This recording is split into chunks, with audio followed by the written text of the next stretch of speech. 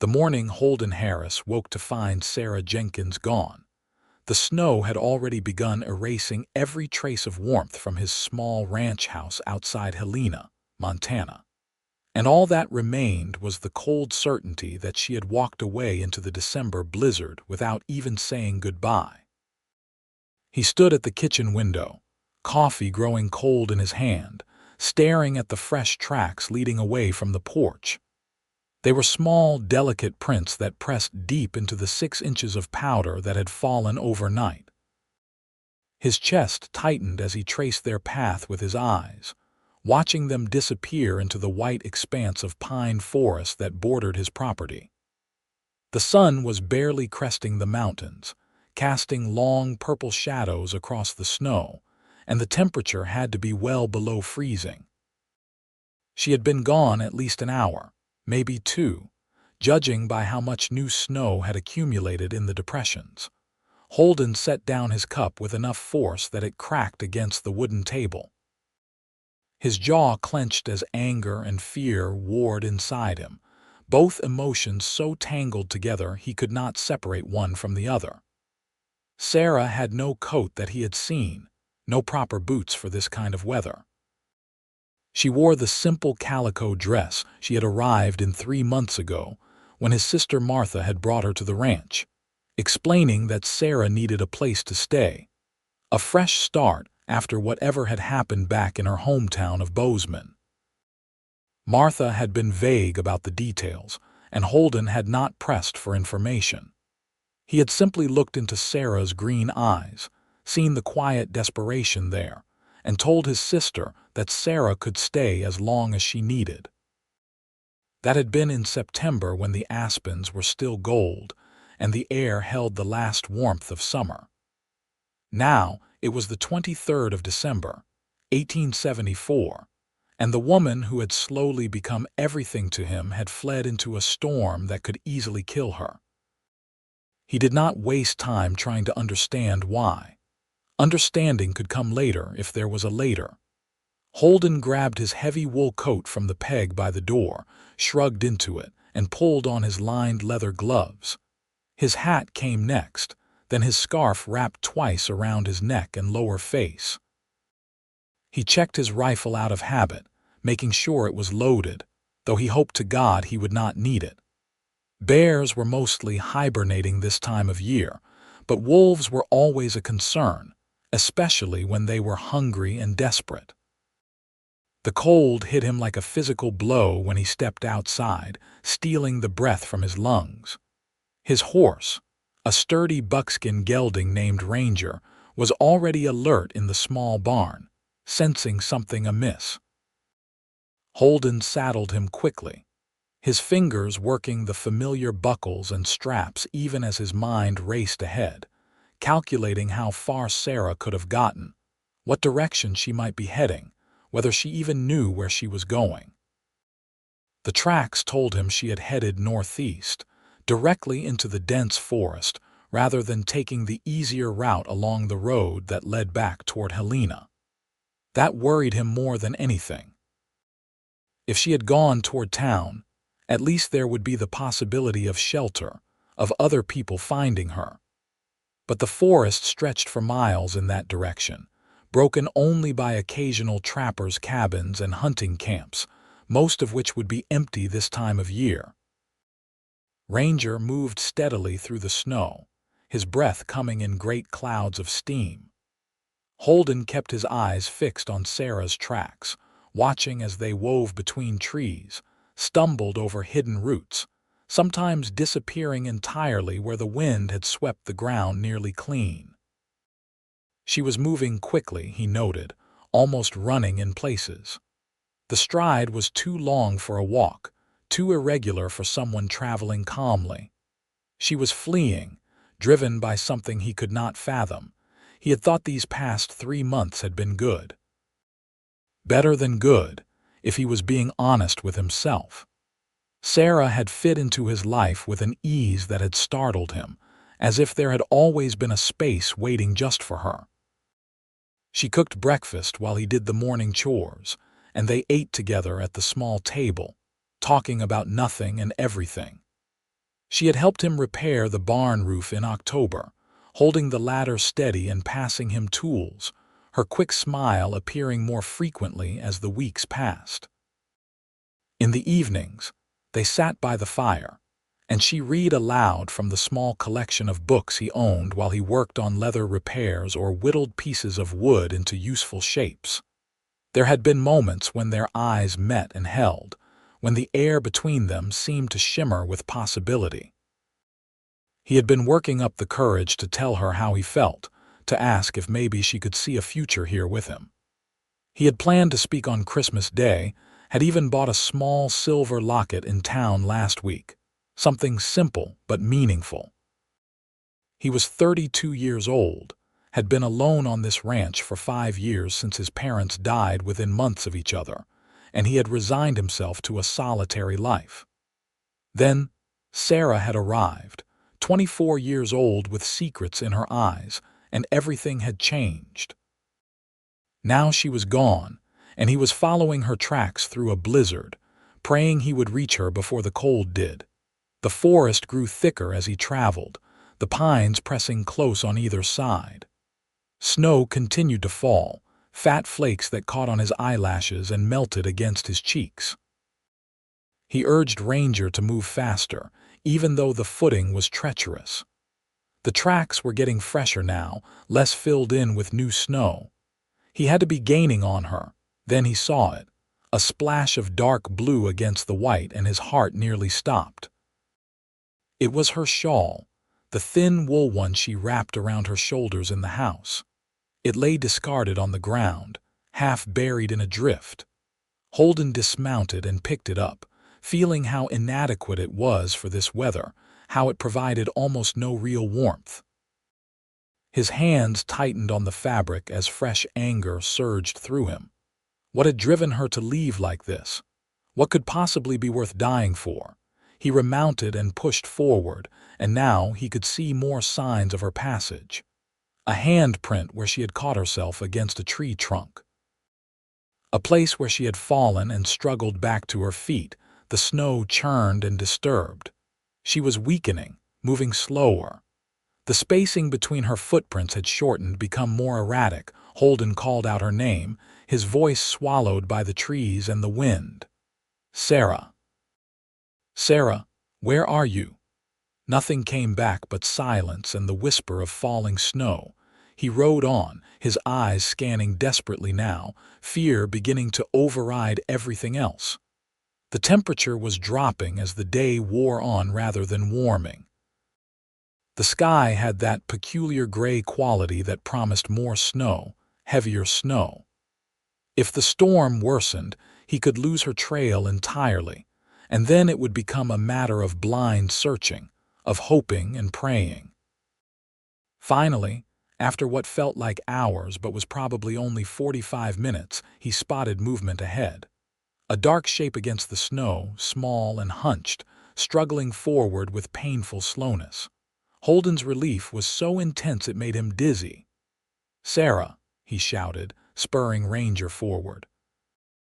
She turned at the sound of her name, and even from a distance he could see the fear that flashed across her face.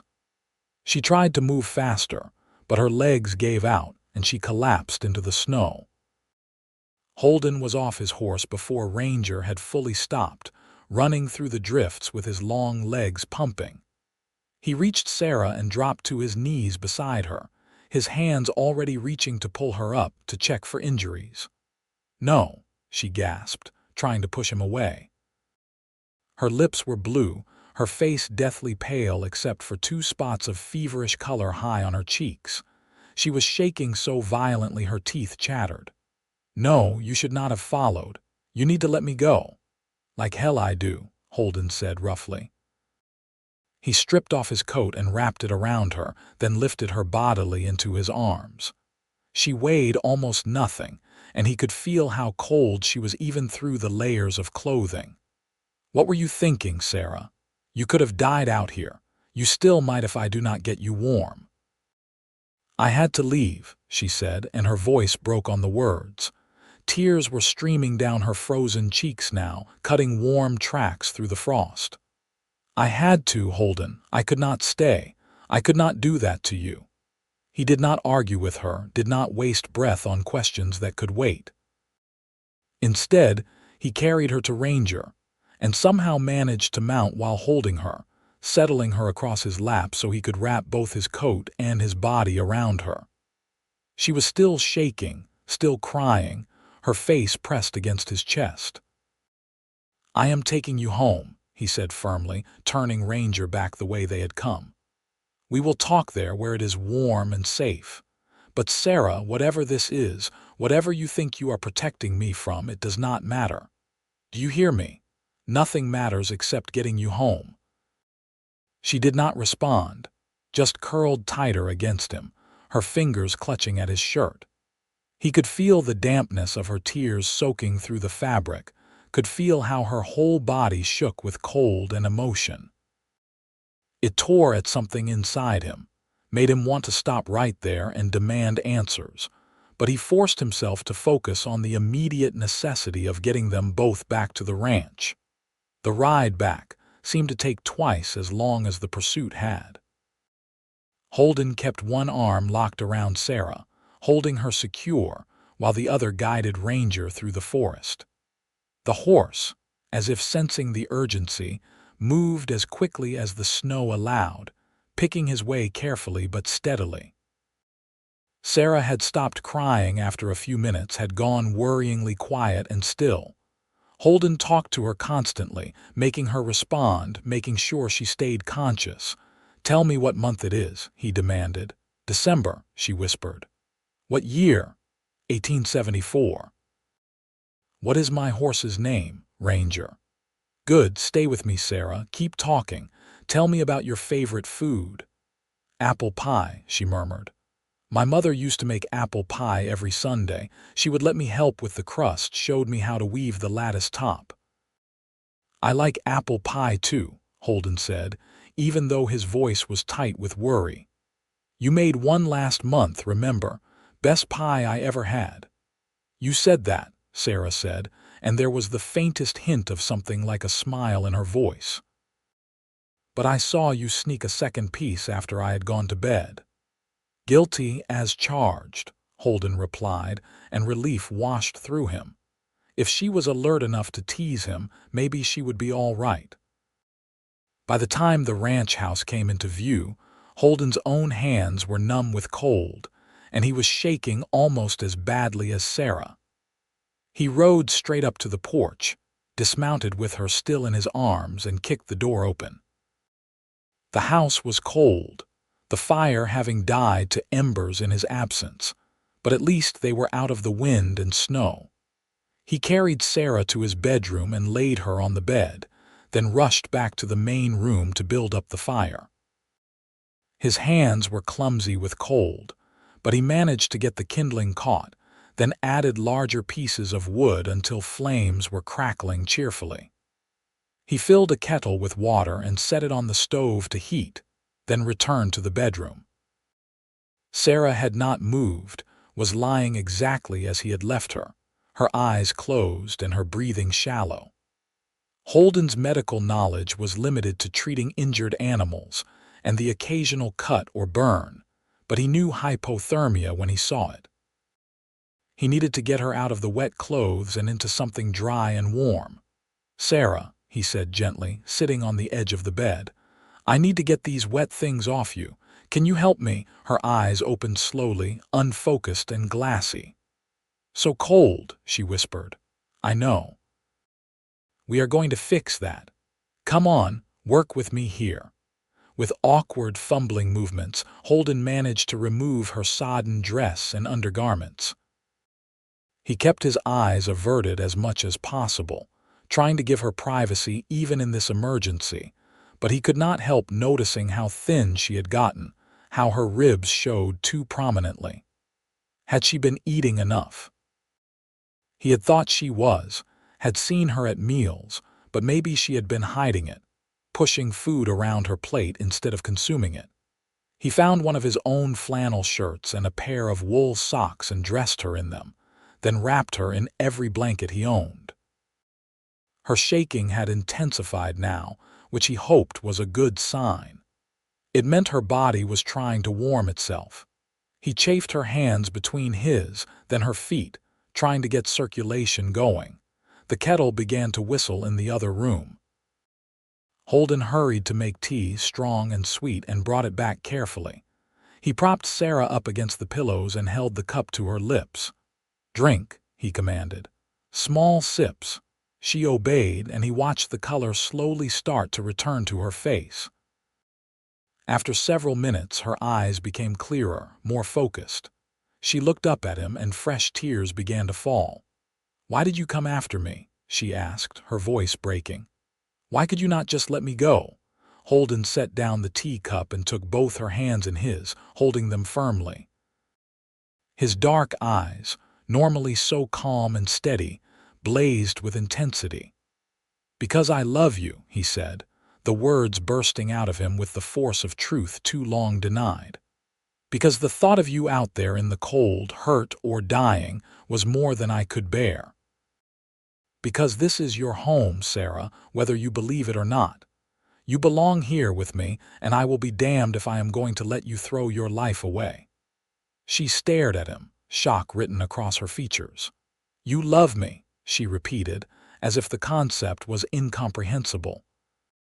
"With everything I have," Holden said. "I have been trying to find the courage to tell you for weeks now. I thought I had more time, thought I would wait until Christmas, but seeing your tracks in the snow this morning, knowing you were gone." He swallowed hard. "Sarah, I need to know why you left. What happened? What made you run?" Sarah closed her eyes, and he could see her trembling, though whether from cold or emotion he could not tell. When she spoke, her voice was barely audible. "I received a letter yesterday," she said. "It was from my brother in Bozeman. He found me, Holden. After all this time, he found me." "Why is that a bad thing?" Holden asked carefully. Sarah's eyes opened, and they were full of such pain it made his chest ache. "Because I am not free to be here to be with you. I am engaged, Holden. I was engaged 3 years ago to a man named William Fletcher, a banker in Bozeman. My father arranged it, sold me to pay off his debts. I ran away the night before the wedding, and I have been running ever since." Holden felt as if someone had punched him in the stomach. "You are engaged," he repeated numbly. "Promised, contracted, legally bound," Sarah said bitterly. "My father signed papers. I was 21 years old enough that I should have had some say, but he did not care. William Fletcher is 48 years old, Holden. He is cruel and controlling, and the thought of being his wife made me sick. So I ran. I took what little money I had saved and I ran, and I have been moving from town to town ever since, always afraid he would find me.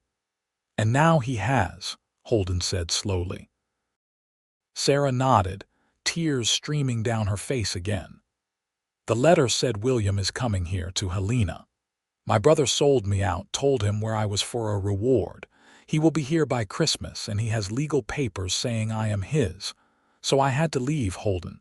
I could not drag you into this. I could not let you fight my battles or get hurt because of me." Holden was silent for a long moment, processing everything she had said. His mind was racing, considering options, discarding impossibilities. Finally, he looked at her directly. "Do you love him?" he asked. "This William Fletcher. Do you have any feelings for him at all?" "I hate him," Sarah said vehemently. "I hate everything he represents. Every moment I spent in his presence made my skin crawl. He looked at me like I was property he had purchased, not a person." "Then you are not going back to him," Holden said flatly. "I do not care what papers your father signed or what legal agreements exist. You are not property, Sarah. You are a human being with the right to choose your own life." "It does not work that way," Sarah said despairingly. "The law says I am bound to that contract. If he comes here and demands I go with him, there is nothing we can do." "Like hell there is not," Holden said. He stood up, began pacing the small room like a caged animal. "Montana Territory is not like the East. Things are different here, more fluid. And besides, there is one very simple solution to this problem. Sarah looked at him, confusion written on her face. What solution? Holden stopped pacing and turned to face her fully. His jaw was set in that stubborn line she had come to recognize, the one that meant he had made a decision and nothing would change his mind. "Marry me," he said. "Right now, today. If you are already married to someone else, Fletcher's claim becomes void." Montana law recognizes marriages performed here, even between people who might have had previous arrangements elsewhere. We go into Helena this afternoon, find Pastor Whitmore, and get married. Then when Fletcher arrives, he finds out he is too late. Sarah's mouth opened, then closed. She stared at him as if he had lost his mind. "You cannot be serious," she finally managed. "Holden, you barely know me. You cannot throw your whole life away just to save me from a bad marriage." "I am not throwing my life away," Holden said intensely. He came back to the bed, knelt beside it so they were at eye level. "Sarah, I meant what I said before. I love you. I have loved you since about the second week you were here, when you laughed at something I said, and I realized I would do anything to hear that sound again. I want you here as my wife, my partner, my everything. This is not some noble sacrifice. This is me being selfish, grabbing onto happiness with both hands before it can slip away." "But what if you change your mind?" Sarah whispered. "What if you wake up one day and realize you made a mistake, that you are trapped with a woman you took in out of pity?" "Never," Holden said fiercely. "Sarah, look at me. Really look at me and tell me if you see pity in my eyes." She did, studying his face intently. What she saw there made her breath catch. There was love, yes, raw and undisguised. But there was also desire, longing, tenderness, determination. This was not the face of a man acting out of obligation or charity. This was a man fighting for what he wanted. "I see you," she said softly. "I see you, Holden." "Then say yes," he urged. "Say yes and let me protect you. Let me give you the life you deserve. Say yes and make me the happiest man in Montana territory." Sarah felt something crack open inside her. All the fear and self-protection she had been carrying for 3 years suddenly shattering. She reached up and touched his face, running her fingers along his strong jaw, feeling the scratch of stubble against her palm. "Yes," she whispered. "Yes, I will marry you." The smile that broke across Holden's face was like sunrise after a long night. He leaned forward and kissed her, gentle at first, then deeper as she responded. It was their first real kiss, and it held everything they had not said, all the wanting and waiting and hoping. When they finally broke apart, both breathing hard, Holden rested his forehead against hers. "We need to get moving," he said reluctantly. "The sooner we are married, the sooner you are safe." "I can barely stand," Sarah pointed out, though she was smiling now too. "Then we will wait until you can," Holden said. "But Sarah, no more running, promise me. Whatever comes, we face it together." "Together," she agreed, and the word felt like a vow all on its own. They spent the rest of the morning building Sarah's strength back up. Holden made her eat, despite her protests that she was not hungry. He prepared eggs and bacon and fresh bread toasted over the fire, and he sat with her while she slowly consumed it all. Color returned to her cheeks, and the shaking finally stopped. By early afternoon, she was able to walk around the bedroom without feeling dizzy. Holden had gone through his small collection of clothes and found things that would fit her better than what she had been wearing. The dress she had fled in was ruined, sodden, and torn. He produced a simple brown wool dress that had belonged to his mother, carefully preserved in a trunk. It was a bit large on Sarah, but she belted it at the waist and it looked respectable enough. He also gave her his mother's winter coat, a heavy wool garment lined with rabbit fur. "Are you sure?" Sarah asked, running her hand over the soft fabric. This was your mother's. She would want you to have it, Holden said. She always said her best things should go to someone who would appreciate them. Besides, you need proper winter clothes, and I will not have my wife freezing. My wife. The words sent a thrill through Sarah every time he said them, even though they were not officially married yet. Soon, though. Very soon. They rode into Helena together, Sarah sitting in front of Holden on Ranger, his arms secure around her. The snow had stopped falling, and the afternoon sun was trying to break through the clouds, sending shafts of golden light through the gray. Helena was bustling despite the cold, with people doing last-minute Christmas shopping and preparations. The main street was lined with businesses, some decorated with pine boughs and red ribbons. Pastor Whitmore's church was a simple white building at the end of Main Street. They found the pastor inside, preparing for Christmas Eve services the next day. He was a kind-faced man in his 50s with silver hair and warm brown eyes that crinkled at the corners when he smiled. "Holden Harris," he said, coming forward with his hand extended. "I have not seen you in church for a few weeks. I was beginning to worry." "I have been busy with the ranch," Holden said, shaking the pastor's hand. "But I am here now on important business.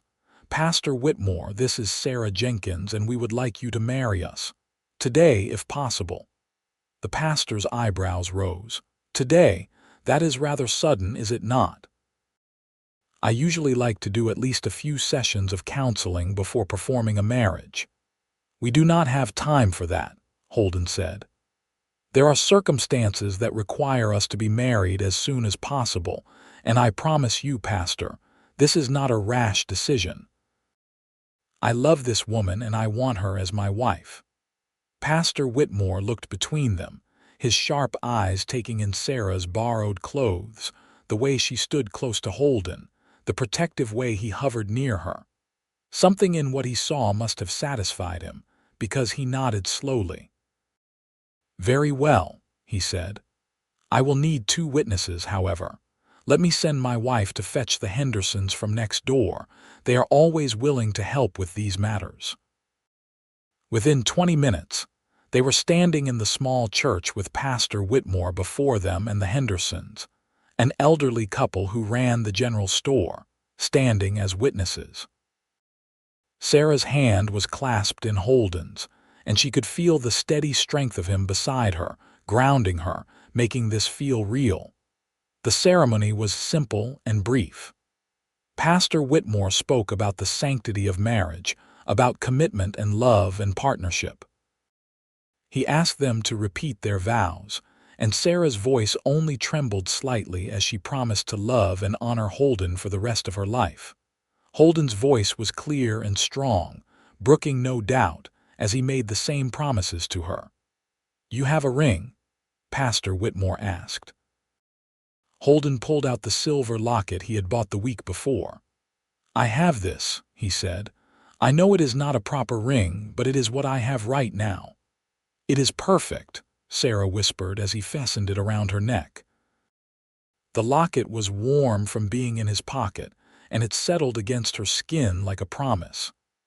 "Then, by the power vested in me by Montana Territory and by God above, I pronounce you husband and wife," Pastor Whitmore said. "Holden, you may kiss your bride." Holden did, tenderly but thoroughly, and Sarah felt tears of happiness rather than fear for the first time in what felt like forever. When they broke apart, Mrs. Henderson was dabbing at her eyes with a handkerchief, and even Mr. Henderson looked suspiciously moved. They signed the marriage certificate, and Pastor Whitmore promised to file it with the territorial office first thing after Christmas. As they left the church, now legally married, Sarah felt as if a weight had been lifted from her shoulders. Whatever came next, she was no longer alone. She had Holden, and that made all the difference. They stopped at the general store on the way out of town, and Holden bought her a proper winter dress and new boots, along with supplies for the ranch. He also, despite her protests, bought fabric for a wedding dress. "We will have a real wedding later," he said. "With your friends there when we have time to plan it properly. But this," he touched the locket at her throat, "this is real enough for now." They rode back to the ranch as the sun was setting, painting the snow-covered landscape in shades of pink and gold. When they reached the house, Holden carried her over the threshold, both of them laughing at the tradition even as they honored it. That night, they consummated their marriage in the bedroom that was now theirs to share. Holden was gentle and patient, taking his time, making sure Sarah felt safe and cherished. It was her first time, and he seemed to sense that without her having to say it, moving slowly, letting her set the pace. Afterward, they lay tangled together under the blankets, the fire casting dancing shadows on the walls. "No regrets?" Holden asked, his fingers tracing lazy patterns on her shoulder. "None," Sarah said honestly. "You saved my life today, Holden, in more ways than one." "We saved each other," he corrected. "I was just existing before you came here, Sarah. You made me remember what it felt like to be alive." They fell asleep like that, wrapped around each other, and Sarah slept more peacefully than she had in 3 years. The next day was Christmas Eve. They spent it quietly at the ranch, decorating a small pine tree that Holden cut down from his property. Sarah strung popcorn while Holden carved small wooden ornaments. It was simple and perfect, and Sarah found herself thinking that this was what Christmas was supposed to feel like. Safe, joyful, full of love. They were sitting by the fire that evening, Sarah reading aloud from a Christmas carol while Holden listened with his head tilted back and his eyes closed, when the knock came at the door. Both of them froze. It was late, well past the time when neighbors would come calling, and unexpected visitors in winter were rarely bringing good news. Holden rose slowly, and Sarah noticed he picked up the rifle from where it leaned against the wall near the door. He checked through the window first, his body going tense. "Who is it?" Sarah asked, fear creeping back into her voice. "3 men," Holden said. "One of them is dressed like he came from back east, fancy coat, city shoes." Sarah's blood ran cold. "It is him, William Fletcher. He came early." Holden's jaw tightened. "Stay behind me," he said. Then he opened the door, but only partway, his body blocking the entrance. "Can I help you, gentlemen?" he asked, his tone carefully neutral. The man in front was exactly as Sarah remembered, though perhaps a bit heavier and more jowled. William Fletcher was in his late 40s, with thinning brown hair slicked back with pomade and cold blue eyes that held no warmth. He wore an expensive wool coat and carried a leather satchel. Behind him stood 2 men who were clearly hired muscle, big and brutish looking. "I am looking for a woman named Sarah Jenkins," Fletcher said, his voice clipped and precise. "I have information that she is residing here." "What business do you have with her?" Holden asked. Fletcher's eyes narrowed. "That is between myself and Miss Jenkins. Now I know she is here. Her brother gave me explicit directions. I have traveled a very long way and I am not in the mood for games. Produce her immediately, or I will be forced to involve the territorial marshal." "You cannot involve anyone," Holden said calmly, "because Sarah Jenkins does not live here." Fletcher's face darkened with anger. "I was told specifically that she was staying at the Harris Ranch. Do not lie to me, young man.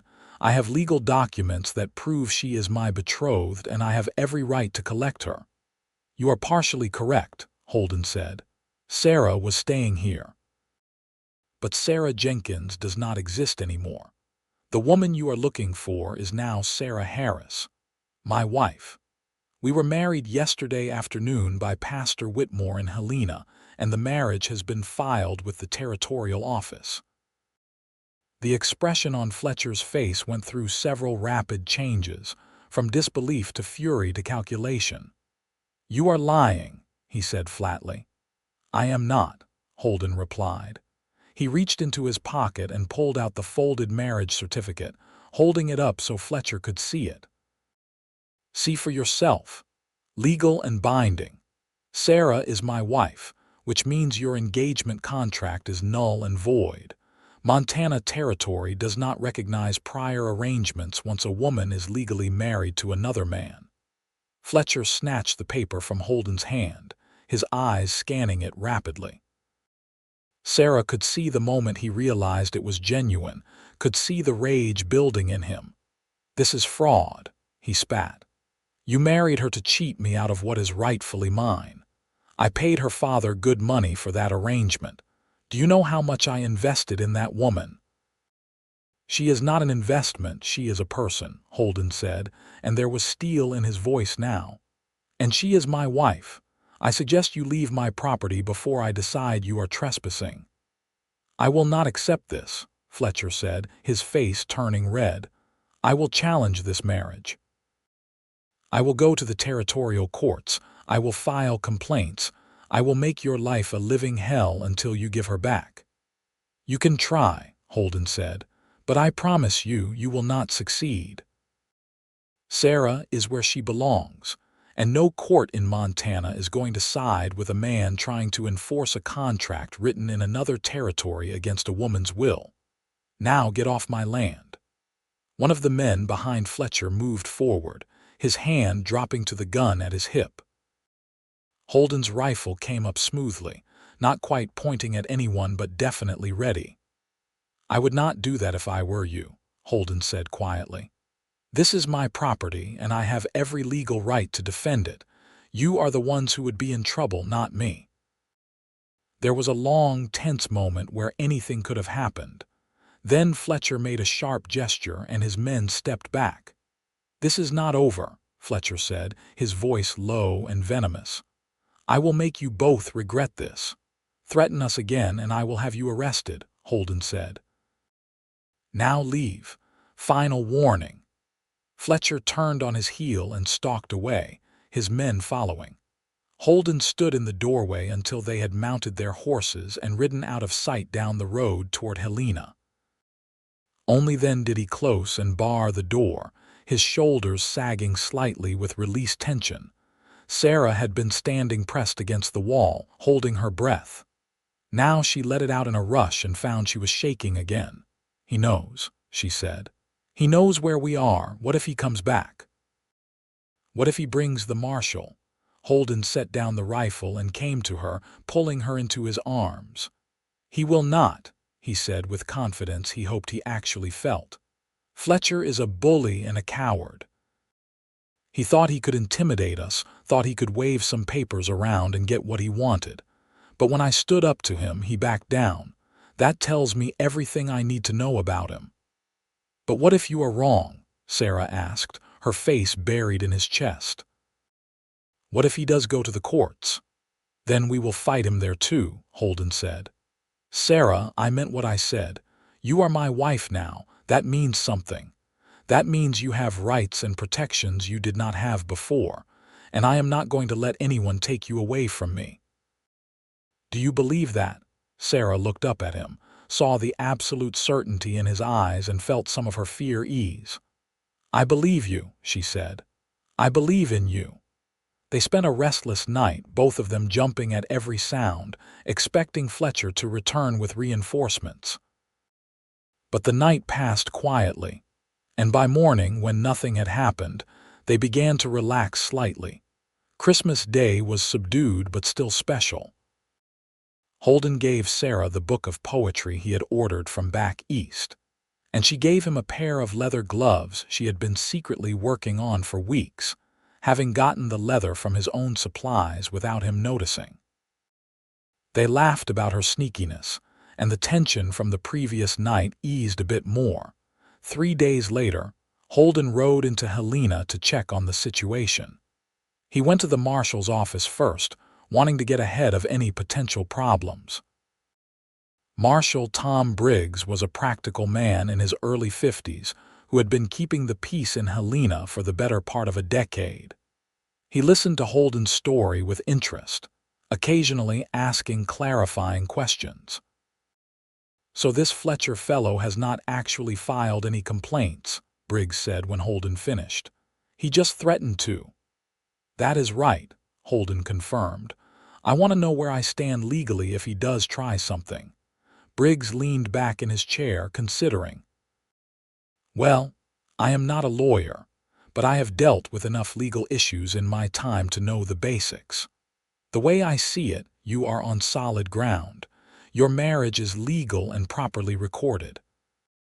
Even if Fletcher had some kind of contract with Sarah's father that was signed in another territory, and it involved an unmarried woman, she is not unmarried anymore.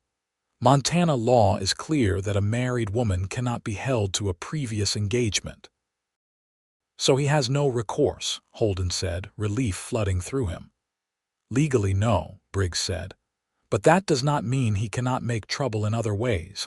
Men like that, men who think they own people, they do not take defeat well. You watch yourself, Harris. Watch your wife, too. Keep your doors locked and your rifle close." "I will," Holden promised. He stopped by Pastor Whitmore's church next, wanting to thank the pastor for acting so quickly. He found Whitmore in his study, working on a sermon. "Holden," the pastor said, looking up with a smile. "I was hoping you would stop by. How is married life treating you?" "Better than I deserve," Holden said honestly. "Pastor, I wanted to thank you for marrying us so quickly. You saved Sarah from a very bad situation." Whitmore waved his hand dismissively. "I could see you two were meant for each other the moment you walked in. And when that Fletcher fellow came by here demanding to see the marriage certificate, I knew I had done the right thing." Holden went very still. "Fletcher came here 2 days ago," Whitmore said. "Wanted to see the original documents, insisted there must have been some error. I showed him everything, confirmed it was all legal and proper. He left angry, but there was nothing he could do. The paperwork is filed with the territorial office, recorded in the church registry, completely legitimate." "Thank you," Holden said sincerely. "Thank you for standing firm." "It is what I do," Whitmore said with a gentle smile. "Now go home to your wife, Holden, and bring her to church sometime. I would like to get to know her better under less urgent circumstances." Holden rode back to the ranch feeling cautiously optimistic. It seemed Fletcher had indeed tried to challenge the marriage but had found no legal footing. Maybe, just maybe, this was actually going to be all right. Sarah was waiting anxiously when he returned, and he told her everything the marshal and pastor had said. He watched the relief transform her face, saw the hope beginning to replace the fear that had lived in her eyes for so long. "It is really over?" she asked. "He cannot take me away?" "It is really over," Holden confirmed. "You are free, Sarah. Free to live your life however you want, free to be happy." She threw her arms around his neck, kissing him with all the joy and relief and love she felt.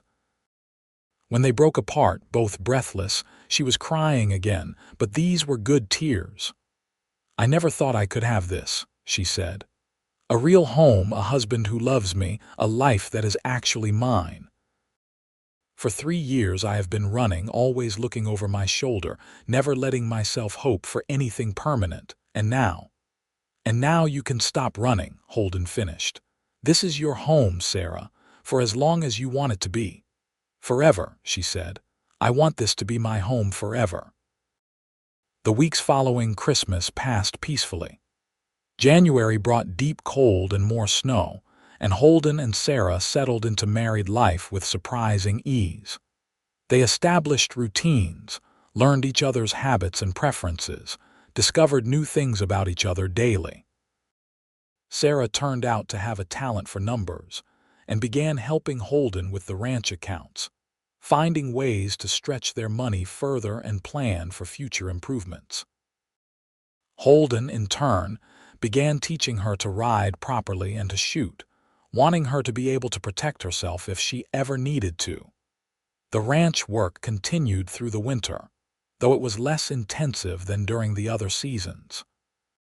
Holden spent his days maintaining equipment, tending to Ranger and the 2 dairy cows he kept, chopping wood, and doing the 100 small tasks that kept a ranch running. Sarah managed the house, did the cooking and cleaning, and began planning improvements for when spring came. They talked about getting chickens, maybe a pig, expanding the vegetable garden. In the evenings, they continued their ritual of reading by the fire, though now Sarah often sat on Holden's lap rather than in her own chair, and the reading was frequently interrupted by kisses that grew heated enough to send them to the bedroom. They were learning each other's bodies with the same careful attention they gave to learning each other's minds, and the physical intimacy deepened their emotional connection. It was in mid-February, during one of the coldest stretches of winter, that Sarah began to feel unwell. At first, she thought it was just a stomach upset, maybe something she had eaten. But when the nausea continued for several days, always worst in the morning, and her monthly courses failed to arrive, she began to suspect the truth. She waited another week to be sure before telling Holden. They were eating breakfast when she finally worked up the courage, setting down her fork and looking at him across the table. "I think I am with child," she said quietly. Holden froze, his coffee cup halfway to his mouth. For a long moment he just stared at her, and Sarah felt a flicker of fear. They had never discussed children, had been so focused on just surviving that they had not talked about the future in concrete terms. Then a slow smile spread across his face, transforming it from handsome to radiant. "You are sure?" he asked. "As sure as I can be without seeing a doctor," Sarah said. "All the signs are there." Holden set down his cup and came around the table, pulling her to her feet and into his arms. "A baby," he said wonderingly. "We are going to have a baby. Are you happy about it?" Sarah asked, needing to hear him say it. "Happy does not begin to cover it," Holden said. He cupped her face in his hands, looking into her eyes. "Sarah, you have given me everything I never knew I wanted. A wife, a real partner, and now a child.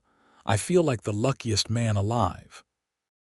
The joy in his voice melted away Sarah's last lingering fears. She kissed him, pouring all her own happiness and relief into it, and when they broke apart, both of them were grinning like fools. As soon as the weather permitted, Holden took Sarah into Helena to see the doctor. Dr. Marcus Chen was a middle-aged Chinese man who had come west during the gold rush and stayed to practice medicine. When he realized the miners needed a doctor, more than they needed another prospector. He had faced his share of prejudice, but had earned the respect of the community through his skill and dedication. After examining Sarah, Dr. Chen confirmed what they already suspected. "You are about 2 months along," he said. "The baby should arrive sometime in late August or early September." "Congratulations."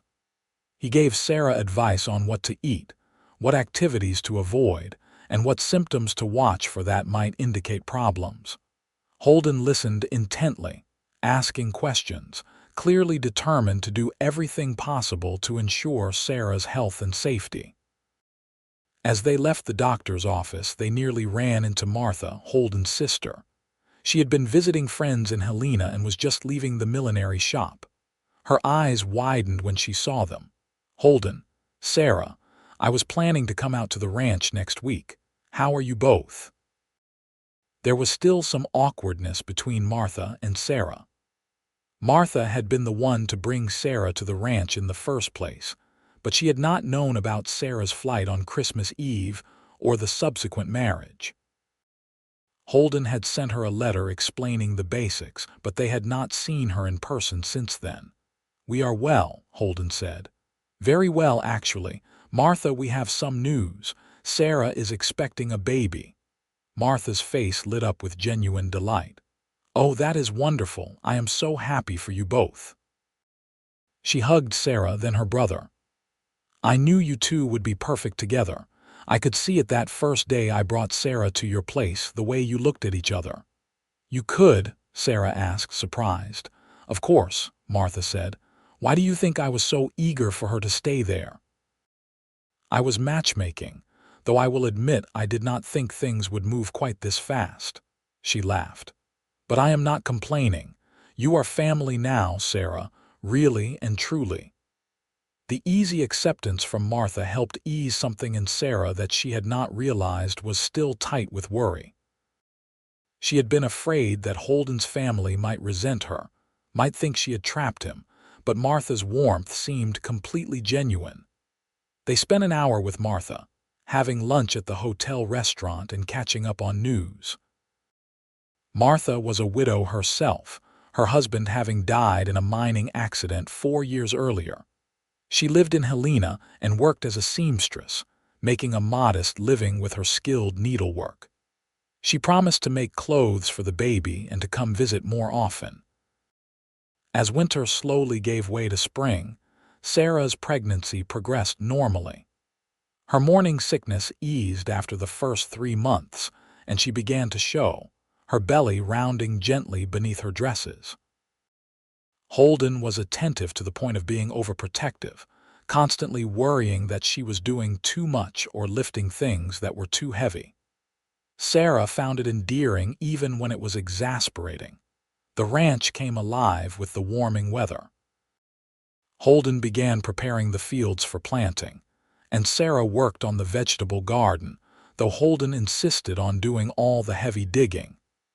They did get chickens, a dozen laying hens and a rooster, and their cheerful clucking added new life to the property. The dairy cows were bred and would calve in summer, adding to their herd. It was in early April when the snow had finally melted and the world was turning green again, that they had their first visitor in months. Holden was in the barn when he heard a horse approaching and came out to find a man he did not recognize riding up to the house. The stranger was young, maybe 25, with sandy hair and a nervous expression. "Can I help you?" Holden asked, his hand instinctively resting on the pistol at his hip. The young man dismounted and held up both hands in a placating gesture. "I am not here to cause trouble," he said quickly. "My name is James Jenkins. I am Sarah's brother." Holden went very still. This was the brother who had sold Sarah's location to Fletcher, who had betrayed her for money. Anger surged through him, hot and fierce. "You have a lot of nerve coming here," he said coldly. "I know," James said, "and I know I have no right to ask anything of you or my sister. But please, I need to talk to her. I need to explain." Sarah had heard the voices and come to the door. When she saw her brother, her face went white, then red with fury. "Get out," she said, her voice shaking. "Get off our property right now." "Sarah, please," James said, taking a step toward her. Holden immediately moved to block him. "Just give me 5 minutes. I know what I did was wrong, but you need to hear the truth." "The truth," Sarah said, her voice rising. "The truth is you sold me out to a man you knew I was terrified of. You took his money and you told him where to find me." "What other truth could there possibly be?" James flinched as if she had struck him. "The truth is that father died," he said quietly. "Last September. The debts he had accumulated, the ones he was trying to pay off when he arranged your engagement to Fletcher, they passed to me. Fletcher came to me and said he would forgive all the debts, would wipe them completely clean if I told him where you were. Sarah, it was not just money. They were going to take the farm, the house where Mother died, everything. I had a wife and a baby on the way, and I did not know what to do." Sarah felt as if the ground had shifted beneath her feet. "Father is dead," she repeated numbly. "Yes," James said. "I am sorry. I know you two were not close, not after what he did to you, but I thought you should know, and I am sorry for what I did. I told myself I was protecting my own family, but I know it was wrong. I betrayed you, and I have hated myself for it every day since." There was a long silence. Holden looked at Sarah, trying to gauge her reaction, ready to throw James out if she wanted him gone. But Sarah was just staring at her brother, tears running down her face. "Father is really gone," she said softly. "Yes," James repeated. "He went quickly in his sleep. I do not think he suffered." Sarah wiped at her tears with the back of her hand. A complicated mix of emotions was warring on her face, grief and relief and old anger all tangled together. Holden moved to her side, putting a protective arm around her shoulders. "And you," Sarah said to her brother, her voice steadying. "Did you keep the farm?" James shook his head. "I sold it after Fletcher came to Helena, and I heard he had been turned away, that you were married. I realized then that I had done it all for nothing, that I had betrayed my sister, and he was not even going to forgive the debts like he promised. So I sold everything, paid off what we owed, and moved my family to Billings. I work in a bank now, make an honest living." "Good," Sarah said. Then, after another long pause, "Would you like to come inside? I will make coffee." Holden looked at her in surprise. "Sarah, are you sure?" "He is still my brother," Sarah said quietly. "And what he did, it was wrong, but I understand why he did it. Family is complicated, Holden. You cannot always just cut it off cleanly." So James came inside, and they sat at the kitchen table that had become such a center of Holden and Sarah's life together. Sarah made coffee, and they talked. James told them about his wife, Mary, and their daughter, little Emma, who was 6 months old now. He told them about the farm, about their father's last days, about trying to make a new start in Billings. In turn, Sarah told him about her life for the past 3 years, the running and fear, and finally finding safety with Holden. She told him about the wedding, about standing up to Fletcher, about the baby she was carrying. As she talked, James's expression grew increasingly guilt-stricken. "I am so sorry," he said again when she finished. "Sarah, if I had known what you went through, what he put you through, I never would have told Fletcher anything. I thought maybe you were just being dramatic when you ran away, that maybe it would not have been so bad being married to him. But hearing you talk about it now, I realize how terrified you must have been." "I was," Sarah said simply. "But it is over now. I am safe, I am happy, and I have a life I actually want to live. In a strange way, maybe I should thank you. If Fletcher had not come here, maybe Holden and I would never have gotten married. Maybe I would still be too afraid to let myself be happy." "You would have married her anyway," James said to Holden. "I can see it in the way you look at her." "Eventually," Holden agreed. "But Sarah is right. Fletcher forcing our hand meant we did not waste time on fear and uncertainty. We grabbed onto what we wanted and held on tight." Before James left that afternoon, Sarah hugged him. It was brief and still a bit awkward, but it was genuine. "Bring Mary and Emma to visit sometime," she said. "I would like to meet them.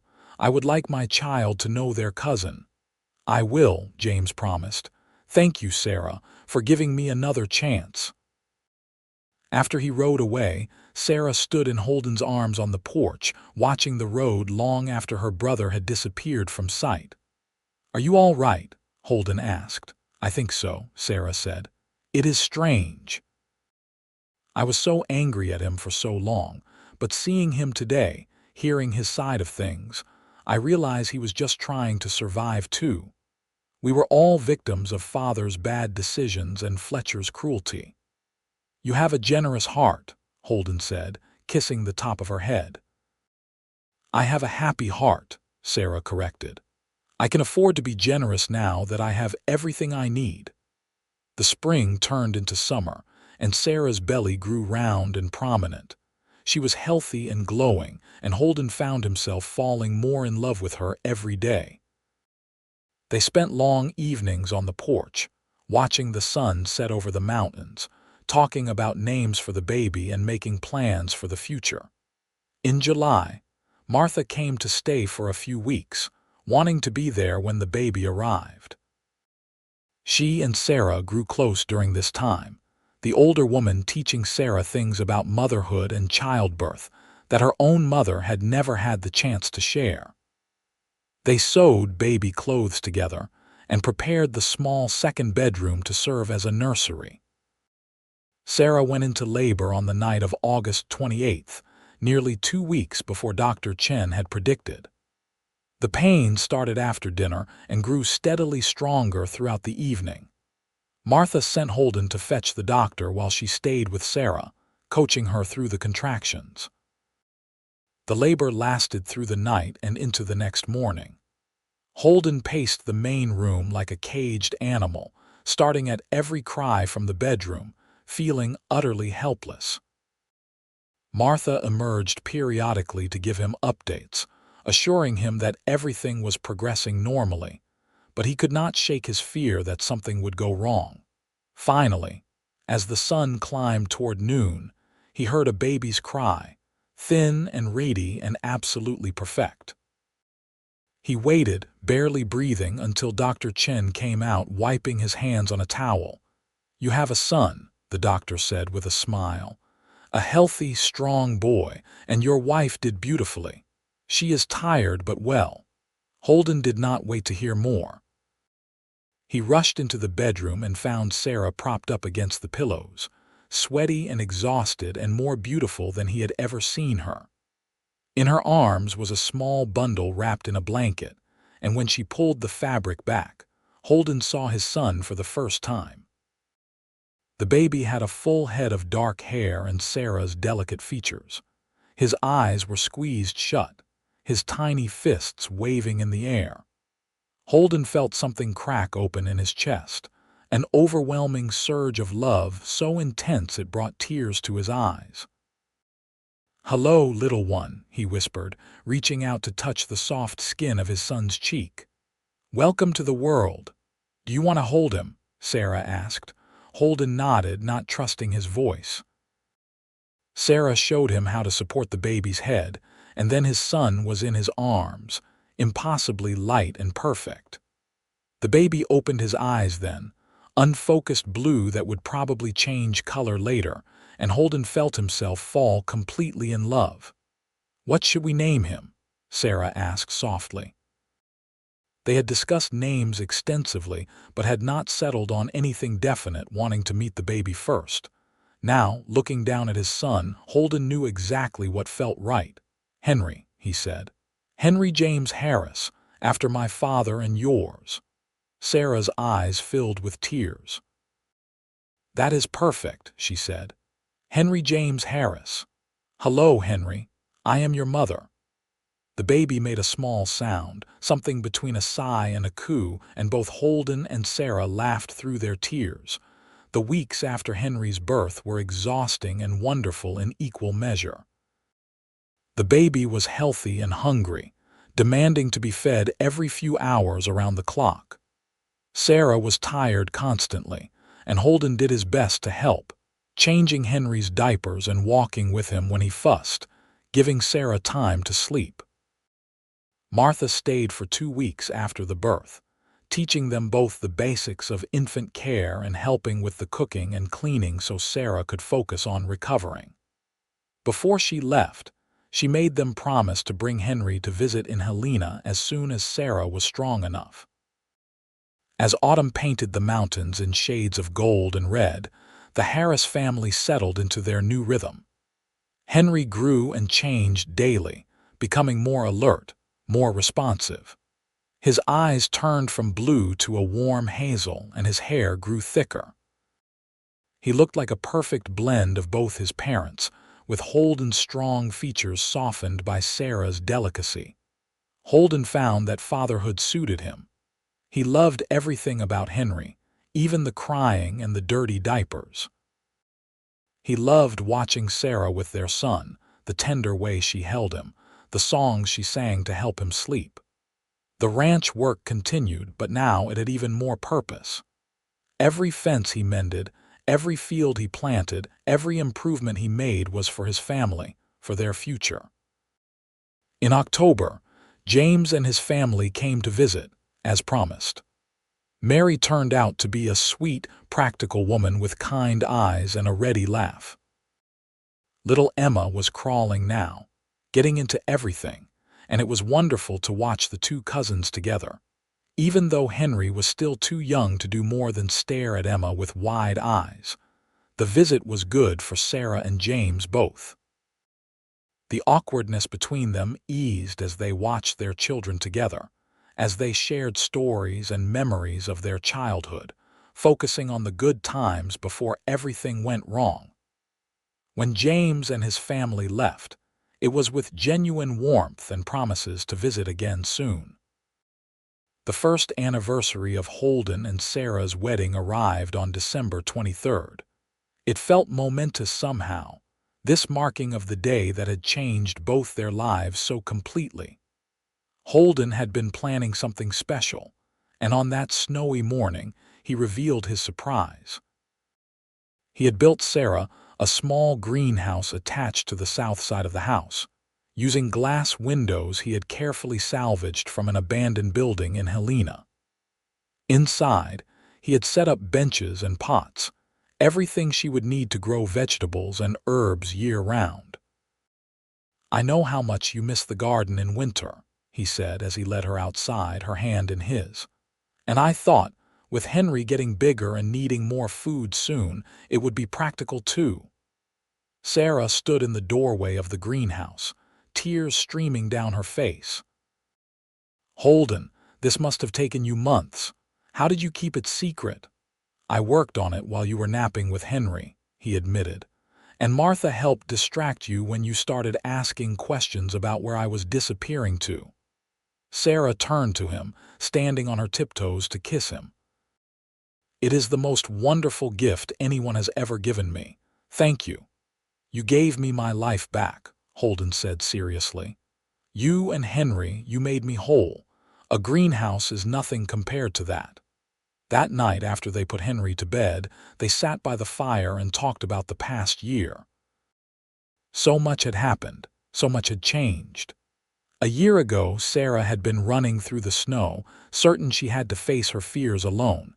Now she was safe and loved, a wife and mother with a home that was truly hers. "Do you ever think about what might have happened if I had not followed you that day?" Holden asked. Sarah shivered despite the warmth of the fire. "I try not to. I probably would have frozen to death in the forest, or if I had somehow survived, I would still be running. Either way, I would not have this." She gestured around the room, encompassing their home, their life. "I would not have you or Henry. I would not have happiness." "I think about it sometimes," Holden admitted. "I think about how close I came to losing you before I ever really had you. If I had woken up an hour later, if the snow had been falling harder and covered your tracks, if I had decided to let you go rather than following." He shook his head. "I do not believe in fate exactly, but I think maybe we were meant to find each other. Maybe everything that happened, all the bad stuff with Fletcher and your father, maybe it all happened so we could end up here together." "I believe that," Sarah said. She moved closer to him, curling into his side. "I used to think my life was just a series of things that happened to me, that I had no control. But now, I see that I did have choices, even when it did not feel like it. I chose to run away from Fletcher. I chose to trust your sister when she offered me a place to stay. And when you found me in the snow, I could have kept fighting you, could have insisted you leave me there. But I chose to come home with you. Every choice led me here to this moment, and I would not change any of it." "Not even the scary parts?" Holden asked. "Not even those," Sarah confirmed. "Because they taught me how strong I am. They taught me that I am worth fighting for, worth saving. And they led me to you, which makes everything worth it." They made love that night in front of the fireplace, slow and tender, celebrating the year they had survived and the life they had built. Afterward, they lay tangled together, Holden's hand resting on Sarah's stomach. "I think I might be pregnant again," Sarah said quietly. Holden raised his head to look at her. "Really?" It is too early to be certain, but I have been feeling the same way I did at the beginning with Henry. Tired all the time, a bit queasy in the mornings. She smiled. I was not planning to tell you until I was more sure, but it seems fitting on our anniversary. Another baby, Holden said wonderingly. Henry is only 4 months old. Are you all right with that? I know it will be hard, having them so close together. I am more than all right with it, Sarah said. I always wanted a big family, lots of children running around. I just never thought I would have the chance. Now I have everything I ever dreamed of and more. Holden kissed her deeply, pouring all his love and joy into it. When they broke apart, both were grinning like fools again, just as they had when they first learned about Henry. The winter passed, and Sarah's second pregnancy was confirmed. This time, she knew what to expect, and the process felt less frightening. Henry was growing rapidly, becoming more alert and interactive every day. He smiled and cooed, and by March, he was trying to roll over. The second baby, a daughter, was born in late August, almost exactly a year after her brother. The labor was shorter this time, and by evening, Holden was holding his daughter, marveling at how different she looked from Henry. Where Henry had been dark-haired and delicate, baby Rose was fair and robust, with Sarah's green eyes and what promised to be Holden's strong build. Rose Marie Harris, Sarah announced when Martha asked about the name. After both our mothers. Martha cried when she heard that, touched that they had honored her mother that way. She stayed for a month this time, helping with both children, teaching Sarah how to manage 2 babies at once. The ranch thrived as the Harris family grew. Holden expanded his cattle herd, bought more chickens, and began breeding horses, having discovered he had a talent for training them. Sarah's greenhouse provided fresh vegetables year-round, and she began preserving and canning, building up their food stores. They were not wealthy by any means, but they were comfortable and secure, which was more than many could say. James and Mary had a second child in the spring, a boy they named Thomas. The 2 families visited back and forth several times a year, and the cousins grew up knowing each other well. The wounds of the past continued to heal, and while things between Sarah and James would never be exactly as they had been before his betrayal, they found a new kind of relationship built on honesty and mutual respect. In their 4th year of marriage, tragedy touched them when a fever swept through Helena. Many died, including old Pastor Whitmore, who had married them. Holden and Sarah attended his funeral with heavy hearts, remembering the kindness he had shown them. "He saved my life," Sarah said as they stood at his grave. "If he had refused to marry us that day, if he had insisted on waiting and doing things properly, Fletcher might have found a way to take me. Pastor Whitmore saw what we needed and he helped us, no questions asked." They made sure his widow was taken care of, bringing her food and firewood throughout the winter, offering help with any repairs her house needed. It was a small way to repay the debt they owed, and Mrs. Whitmore was grateful for the support. Henry and Rose grew into lively, curious children. Henry was serious and thoughtful, always watching and learning. Rose was bold and fearless, constantly getting into mischief. Together, they kept their parents on their toes and filled the ranch house with laughter. When Henry was 5 and Rose was 4, Sarah discovered she was pregnant again. This baby, another boy they named Samuel, arrived in the spring, and the Harris family was complete. 3 healthy, happy children, a thriving ranch, and love that had only deepened over the years. The children grew, and the years passed, each one bringing its own joys and challenges. There were hard winters and drought summers, sick animals and failed crops, but there were also good harvests and healthy calves, successful horse sales and plentiful gardens. Through it all, Holden and Sarah faced everything together, their partnership as strong as ever. Henry grew tall and serious, with his father's steady demeanor and his mother's quick mind. He loved working with the horses and showed early promise as a trainer. Rose was wild and joyful, always climbing trees and exploring, keeping her mother's heart in her throat with her daring adventures. Samuel was the peacemaker, gentle and kind, with a gift for making friends with every person and animal he encountered. On their 10th anniversary, Holden finally gave Sarah the proper wedding he had promised her years ago. They held it at the ranch, with Martha and her new husband. She had remarried 2 years earlier. James and Mary and their 3 children, neighbors from surrounding ranches, and half the town of Helena in attendance. Sarah wore a beautiful white dress that Martha had sewn, and Holden wore his best suit. They renewed their vows under an arch decorated with wildflowers, their 3 children standing beside them as witnesses.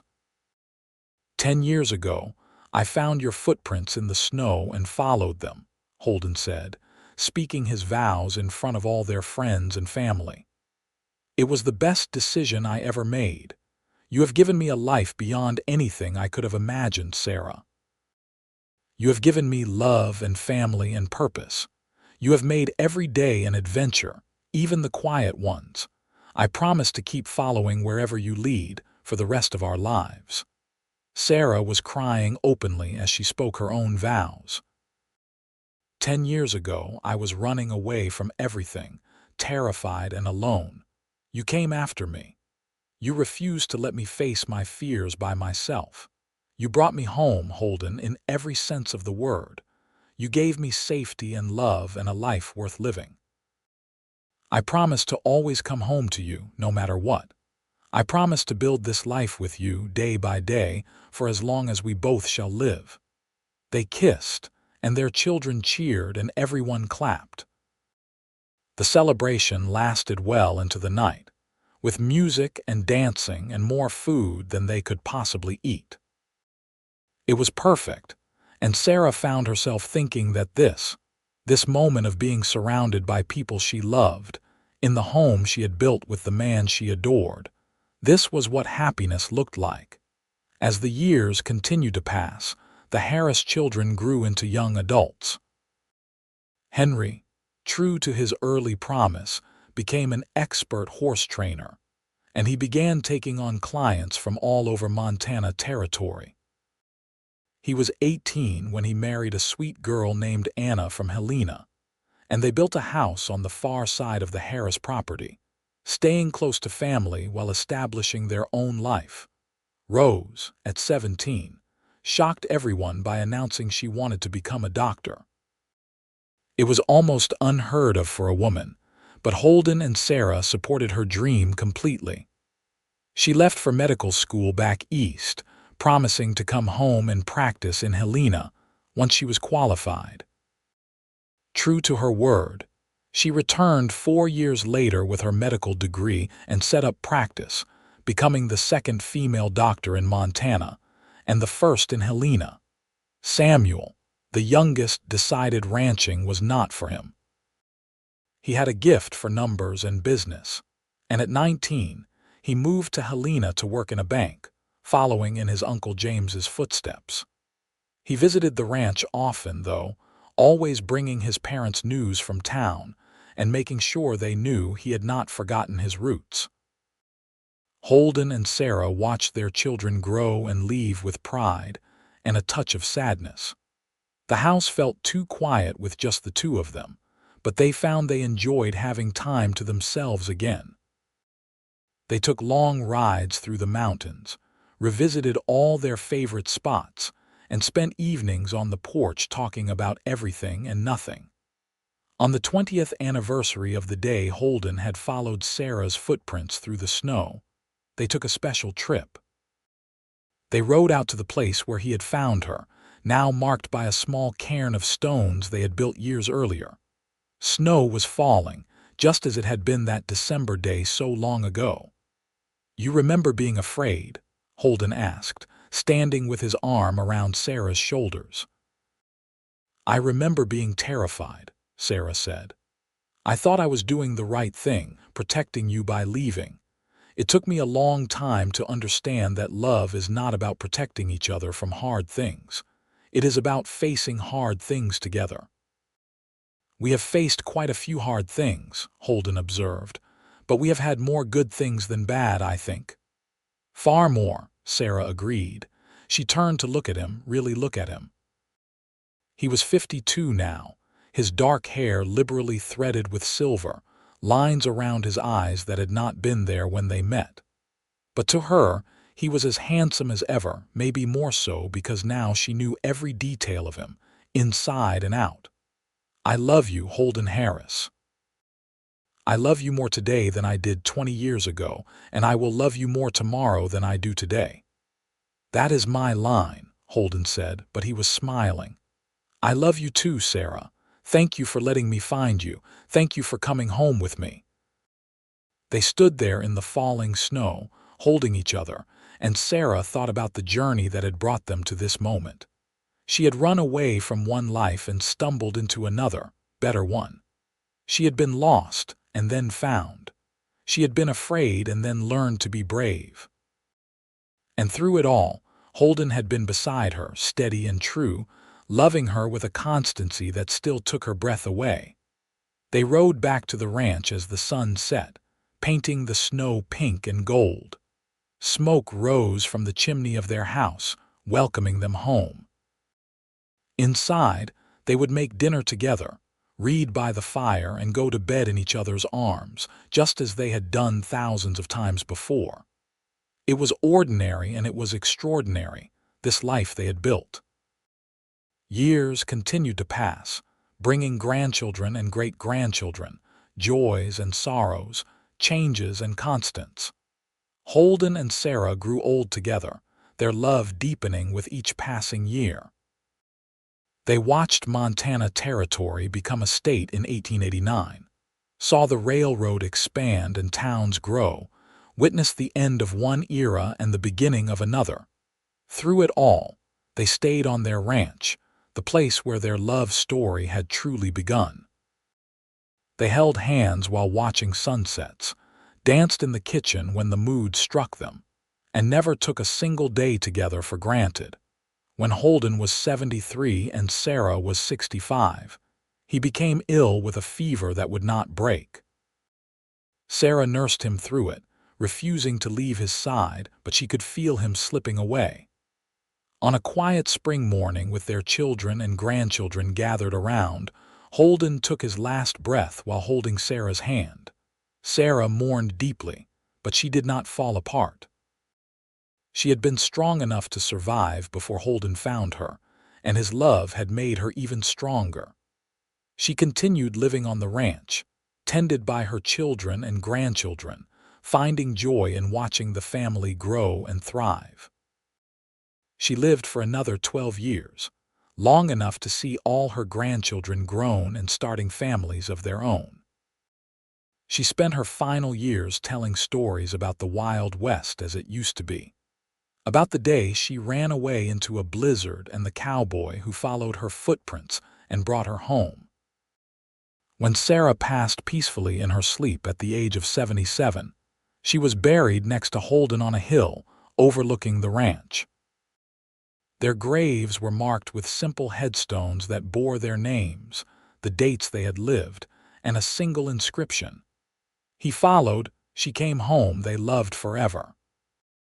The ranch stayed in the Harris family for generations, passed down from parent to child, each one adding their own chapter to the story. But they all knew where it really started, on that cold December morning when a cowboy saw footprints in the snow and refused to let the woman he loved face her fears alone. They all knew that everything good in their lives traced back to that moment, that choice, that love. And in the quiet moments, when snow fell on the Montana mountains and the wind whispered through the pines, it was easy to imagine two figures walking together, hand in hand, forever finding their way home to each other.